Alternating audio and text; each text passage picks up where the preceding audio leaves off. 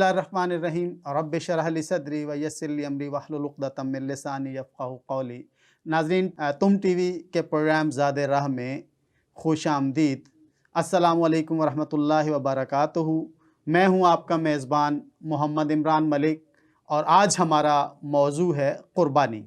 फ़लसफ़ा क़ुरबानी पर हम गुफ्तगू करेंगे और क़ुरबानी के फ़ज़ाइल और फ़राइज़ के ऊपर भी हमारी गुफ्तगू होगी, किस तरह से ये क़ुरबानी फ़र्ज़ हुई और आज के दौर के अंदर इसके मसाइल का तज़किरा हम करेंगे इंशाअल्लाह।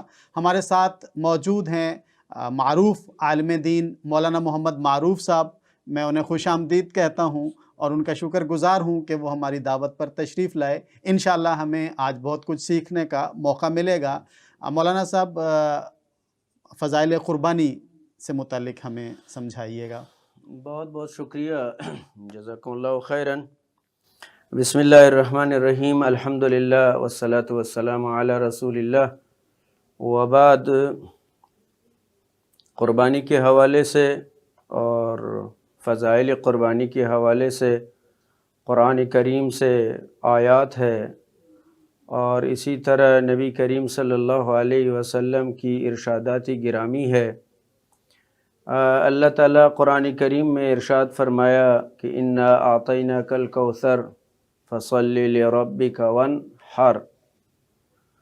ये जो अल्लाह ने अमर फरमाया कि वन्हर, ये आयत जो है दलील है और दलालत करती है वजूब क़ुरबानी पर। और इसी तरह अहादीस है, नबी करीम सल्लल्लाहु अलैहि वसल्लम ने फरमाया कि तुम में से जो क़ुरबानी कर सकता है और वो क़ुरबानी नहीं करता, वो हमारे ईदगाह में ना आ जाए। तुम में से जो शख्स क़ुरबानी कर सकता है और वो क़ुरबानी नहीं करता, तो वो हमारे ईदगाह में ना आ जाए। इससे अहले इल्म, फ़ुक़हा और उलमा इस्तिदलाल करते हैं कि क़ुरबानी वाजिब है। अगर क़ुरबानी वाजिब ना होती तो आप सल्लल्लाहु अलैहि वसल्लम इतनी शदीद वाइद न फरमाते। और आप सल्लल्लाहु अलैहि वसल्लम के अमल मुबारक को भी अगर देखा जाए तो नबी करीम सल्लल्लाहु अलैहि वसल्लम 10 साल जब मदीना मुनव्वरा में रहे तो बिला नागा हर ईद में क़ुरबानी किया करते थे। अपनी तरफ से भी क़ुरबानी और अपनी उम्मत की तरफ से, उनकी उम्मत की तरफ से जो क़ुरबानी नहीं कर सकते। और सहाबा किराम रिज़वानुल्लाहि ताला अलैहिम अजमाइन भी, जो इब्न उमर रज़ी अल्लाह ताला अन्हुमा रिवायत करते हैं कि मुझे मदीना में याद नहीं है कि क़ुरबानी यानी ईद उल अज़हा आने से पहले पहले कई महीना पहले आली मदीना वाले जो है वो जानवर ख़रीद कर की अपने घरों में पालते थे और उनको जो है ख़ूबसूरत बनाते और उनको घुमाते थे गलियों और कोचों में। तो पहले से अहली मदीना वाले जो है एहतिमाम करते थे। इसलिए अहनाफ के नज़दीक जो है इस्तिताअत रखने वाले पर क़ुरबानी वाजिब है। अगरचि बाज़ फ़ुक़हा, जमहूर फ़ुक़हा कहते हैं कि क़ुरबानी सुन्नत है, लेकिन वो भी सुन्नत को सुन्नती मुअक्कदा कहते हैं कि यानी बहुत ज़्यादा इसमें ताकीद है। वो उनका इस्तिदलाल ये है कि हज़रत उम्मी सलमा रज़ी अल्लाह ताला अन्हा से रिवायत है कि अगर तुम में से कोई चाहे कि वो क़ुरबानी करे तो ये है कि ज़ुल्हिज्जा दाखिल होने से पहले पहले अपने नाखून और बाल ले लें।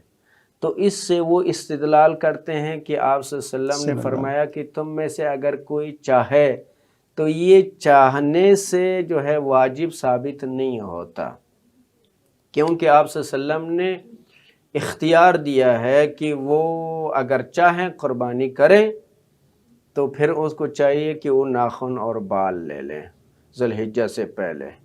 तो इससे जो है वो दूसरे फ़ुक़हा, जमहूर फ़ुक़हा इस्तिदलाल करते हैं कि ये वाजिब नहीं है, सुन्नत है और सुन्नत सुन्नती मुअक्कदा है। इसकी फ़ज़ाइल के हवाले से वही जो मैंने ज़िक्र किया है कि नबी करीम सल्लल्लाहु अलैहि वसल्लम ने फरमाया کہ قربانی کے دن قربانی سے بہتر کوئی عمل نہیں ہوگا، اور یہ قربانی قیامت کے دن جو ہے حاضر کیا جائے گا۔ اس لیے نبی کریم صلی اللہ علیہ وسلم نے فرمایا کہ تم جو ہے اپنی نیت کو ٹھیک کر لو، اللہ اکبر، تاکہ کل قیامت کے دن یہ تمہارے لیے کام آ جائے۔ اور یہ جو ہے حکم قربانی کے حوالے سے جو ہے جو روایات صحیح اور جو دلائل ہے وہ جو ہے میں نے ذکر کر لیا۔ بہت شکریہ مولانا صاحب۔ مولانا صاحب یہ بتائیے گا کہ یہ قربانی فرض کب ہوئی؟ قربانی روایات کے مطابق یہ ہے کہ سن 2 ہجری میں، ٹھیک ہے،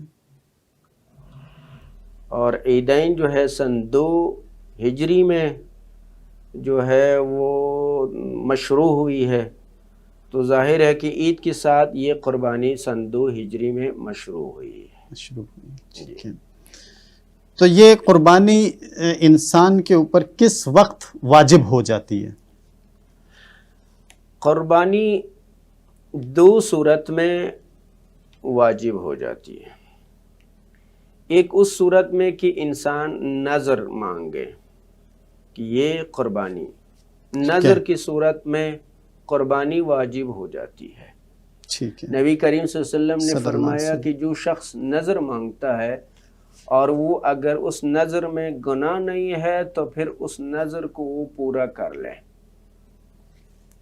حضرت عمر رضی اللہ تعالیٰ عنہ آپ صلی اللہ علیہ وسلم سے فرمایا کہ میں نے اسلام سے پہلے نذر مانا تھا کہ میں رات اعتکاف کروں گا بیت اللہ میں۔ آپ صلی اللہ علیہ وسلم نے فرمایا کہ اس کو پورا کر لے، یعنی گناہ نہ ہو۔ تو جو نذر انسان مانے اور اس میں گناہ نہ ہو تو اس نذر کو پورا کرنا واجب ہے۔ کوئی آدمی اگر نذر مانتا ہے کہ میں قربانی کروں گا، اس صورت میں قربانی اس پر واجب ہے، ایک۔ نمبر 2، دوسری صورت یہ ہے کہ انسان جانور خرید کر کے کہیں کہ یہ قربانی کی جانور ہے، متعین کرے کہ یہ قربانی ہے، تو اس صورت میں بھی وہ قربانی واجب ہو جاتی۔ یہ 2 صورت ہے جو کہ علماء نے ذکر فرمایا ہے کہ 2 صورت میں قربانی واجب ہو جاتی۔ جزاک اللہ۔ اسی ضمن میں ایک سوال پھر ہم حکمت اور فلسفہ قربانی پہ آئیں گے، اس سے پہلے ایک چھوٹا سا سوال۔ آپ نے جس طرح سے نظر کی بات کی، کچھ لوگ یوں کرتے ہیں کہ بچے کا عقیقہ کرنا ہو تو عقیقے اور قربانی کو اکٹھا کر دیتے ہیں، اچھا، تو کیا یہ مناسب ہے؟ تو اس حوالے سے تو اہل علم میں اختلاف ہے۔ ٹھیک ہے، بعض اہل علماء جو ہے عقیقے کو قربانی پر قیاس کرتے ہیں اور کہتے ہیں کہ قربانی میں چونکہ حصہ 7 حصہ ہے، اگر اس میں وہ مسنون ہے، مشروع ہے، اگر وہ عقیقہ کو بھی قربانی میں شامل کرتے ہیں تو جائز ہے۔ لیکن بعض اہل علم جو کہ نصوص کو دیکھتے ہیں اور عبادات میں جو ہے قیاس کو جائز نہیں سمجھتے، وہ کہتے ہیں کہ یہ جائز نہیں ہے، قربانی ایک عبادتی محضہ اور عبادتی متعین ہے، اس دوسری عبادت کو اس میں جو ہے شامل نہ کیا جائے۔ بہت شکریہ۔ تو ہمیں تھوڑا سا اس بارے میں آگاہی دیجیے گا کہ قربانی کا حکمت اور فلسفہ کیا ہے؟ قربانی کی حکمت کے حوالے سے 2 علماء نے 2 عمدہ جو ہے جو نصوص سے ثابت ہے، اس میں ایک یہ ہے کہ مخلوق خدا کے لیے جو ہے وہ آسانی لایا جائے۔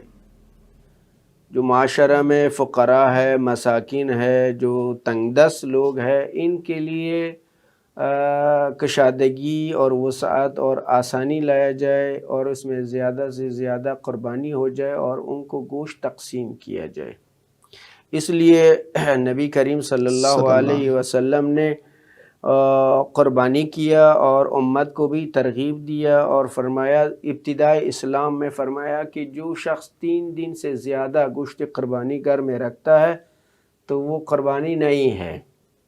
بعد میں آپ صلی اللہ علیہ وسلم نے فرمایا کہ کوئی اگر قربانی اپنے پاس اگر رکھنا چاہتے ہیں تو وہ رکھیں، اس لیے کہ ابتدائی اسلام میں مسلمان جو ہے تنگ دست تھے اور کمزور تھے، اس لیے آپ صلی اللہ علیہ وسلم نے فرمایا تھا کہ یہ فقراء میں تقسیم ہو جائے۔ صحیح، اس بنیاد پر جو 2 عید ہے، یہ 2 اللہ تعالیٰ کی طرف سے جو خوشی ہے، اور یہ اللہ تعالیٰ کی طرف سے جو ہے مہمانی بھی ہے انسانوں کے لیے۔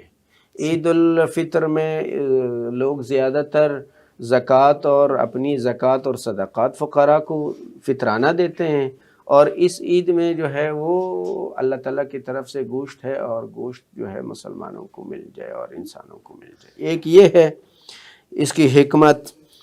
دوسری حکمت یہ ہے کہ اللہ تعالیٰ کا شکر بجا لایا جائے، اللہ کا شکر بجا لایا جائے۔ اور ظاہر ہے کہ جب انسان اللہ تعالیٰ کی نعمتوں کو زیادہ سے زیادہ استعمال کرتا ہے، اور جب نعمتیں زیادہ استعمال کرتے ہیں اس کے مطابق پھر وہ اللہ کا شکر بھی ادا کریں۔ صحیح، تو اس لیے جو ہے حکمت یہ ہے کہ قربانی ہو جائے، اور یہ قربانی فقراء اور اس میں تقسیم کیا جائے، اور اس کے بعد یہ ہے کہ اس پر جو اللہ کی نعمتیں ہیں اس پر اللہ کا شکر ادا کیا۔ یہ فلسفہ قربانی ہے۔ جس طرح کہ نبی کریم صلی اللہ علیہ وسلم نے فرمایا کہ قربانی ہی انما ہی ایام اکل و شرب و ذکر للہ تعالی، یہ ایام عقل اور شرب ہے اور اللہ تعالیٰ کی ذکر ہے۔ ذکر سے مراد اللہ کا شکر بجا لانا ہے۔ ٹھیک ہو گیا۔ تو آپ نے جو ہے نا وہ یہ حکمت فلسفہ اور قربانی پیش کیا، تو یہ فرمائیے گا کہ ایک آپ نے ابھی فرمایا کہ 3 دن کے لیے گوشت جو ہے نا وہ رکھنا درست نہیں ہے، یا آپ کی بات کا مفہوم یہ ہے۔ ایک حدیث کے اندر تذکرہ ہے کہ عائشہ رضی اللہ تعالیٰ عنہ سے جو روایت کی جاتی ہے کہ آپ نے فرمایا کہ 1 ذی الحج سے 10 ذی الحج سے لے کے اگلے ذی الحج تک جو ہے نا وہ گوشت کھایا جا سکتا ہے، تو اس کے بارے میں ذرا رہنمائی فرمائیے گا۔ تو اس حوالے سے کہ قربانی کی گوشت کو جو ہے وہ میں نے کہا کہ ابتدائی اسلام میں حکم یہ تھا کہ گوشت تقسیم ہو جائے، نہ رکھا جائے۔ ٹھیک ہے۔ بعد میں نبی کریم صلی اللہ علیہ وسلم نے فرمایا کہ کوئی اگر رکھنا چاہیں تب بھی وہ رکھ سکتا ہے۔ اگر ان میں جو ہے 3 حصہ میں تقسیم کریں، جو ایک حصہ کو جو ہے کھلائیں، ایک حصہ جو ہے وہ فقراء کو دیں، اور ایک حصہ اپنی رشتہ داروں کو دیں، اور جو ٹھیک ہے رشتہ دار ہے جو صلہ رحمی کے حوالے سے ان کو دیں، ایک حصہ جو فقراء کو دیں، اور ایک حصہ کھلائیں پلائیں اپنی اور اپنی جو ہے اہل و عیال کو کھلائیں۔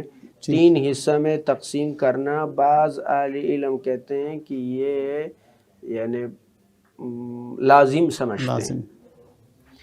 بعض اہل علم نے یہاں تک کہا ہے کہ اگر 3 حصہ میں تقسیم نہیں کرتے تو اس کی قربانی نہیں ہو جائے گی۔ اچھا، لیکن یہ قول جو ہے ضعیف اور مرجوح ہے۔ صحیح قول یہی ہے کہ بہتر قول یہی ہے کہ وہ تقسیم کرے 3 حصہ میں۔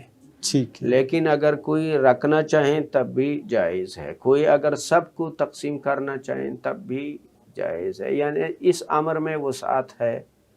اگر وہ رکھنا چاہیں تب بھی ٹھیک ہے، اگر تقسیم کرنا چاہے سب کو تب بھی ٹھیک ہے۔ اگر 3 حصہ میں یہ خیر الامور یا اوسطھا، اگر یہ کیا جائے سنت پر عمل ہو جائے اور نبی کریم صلی اللہ علیہ وسلم جس طرح ہدایات فرمایا ہے اس کے مطابق عمل ہو جائے، یہ زیادہ بہتر ہے کہ 3 حصہ میں تقسیم، تاکہ وہ خود بھی اہل عیال بھی اور جو سائل ہوتا ہے لیکن وہ سوال نہیں کرتا ہے لیکن پتہ چل جاتا ہے کہ ان کو دیا جائے، اور جو رشتہ دار ہے ان کو کھلایا جائے۔ اچھا، اس صورت میں ایسی صورتحال ہے کہ انسان جو ہے نا وہ خود بھی قربانی کرنے کی حیثیت رکھتا ہے، اس کے ارد گرد بھی لوگ اچھے ہیں جو قربانی کرتے ہیں، اور اب یہ ہے کہ اس کے نہ کوئی قریب رشتہ دار ہیں جو صلہ رحمی کی بات ہوئی ہے، اور نہ ہی جو ہے نا غربا اور مساکین ہیں، تو اس صورت میں کیا وہ ایک ہی حصہ جو اس نے کیا ہے وہ اپنے استعمال میں لا سکتا ہے، یا اسے تلاش کرنا چاہیے پھر بھی غربا کو یا پھر وہ جو لوگ آ جاتے ہیں دروازوں کے اوپر ان کے حوالے سے تھوڑی سی رہنمائی فرما دیجیے گا؟ ہاں، تو اگر اس طرح کی سوسائٹی ہے تو پھر وہ اپنی قربانی کو خود بھی استعمال میں لا سکتا ہے، اور دوسرے جو دور ہے ان کو بھی، جو زیادہ مستحق ہے ان کو بھی بیچ سکتے ہیں، اور جو دروازوں پر آ جاتے ہیں تو ان کو بھی دیا جا سکتا ہے، جس طرح کہ قرآن کریم میں ہے کہ اللہ تعالیٰ نے فرمایا کہ کلو منہا، اس سے قائم، وَأَطْعِمُ الْقَانِيَ وَالْمُعْتَرَ، اور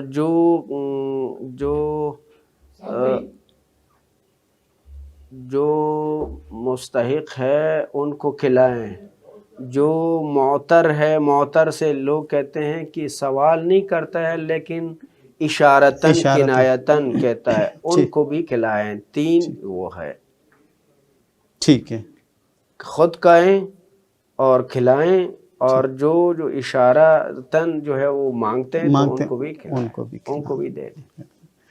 ناظرین، ہم فلسفہ قربانی کے حوالے سے گفتگو کر رہے ہیں اور ہمارے ساتھ مولانا محمد معروف صاحب موجود ہیں۔